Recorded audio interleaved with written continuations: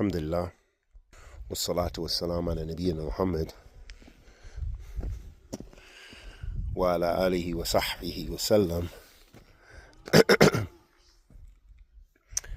أما بعد أحبتي في الله السلام عليكم ورحمة الله وبركاته. أسأل الله كريم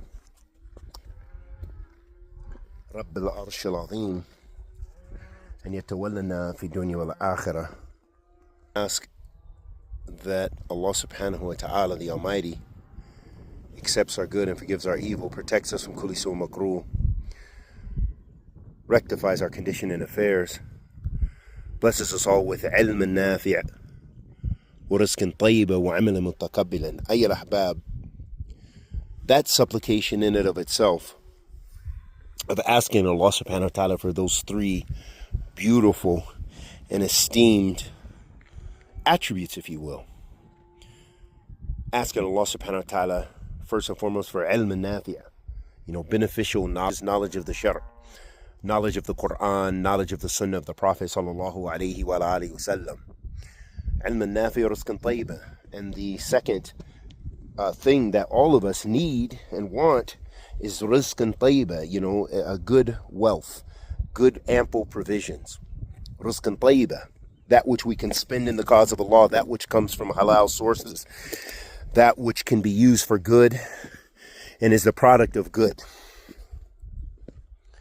and that which has barakah in it, that is blessed in and of itself because it was acquired in a blessed way.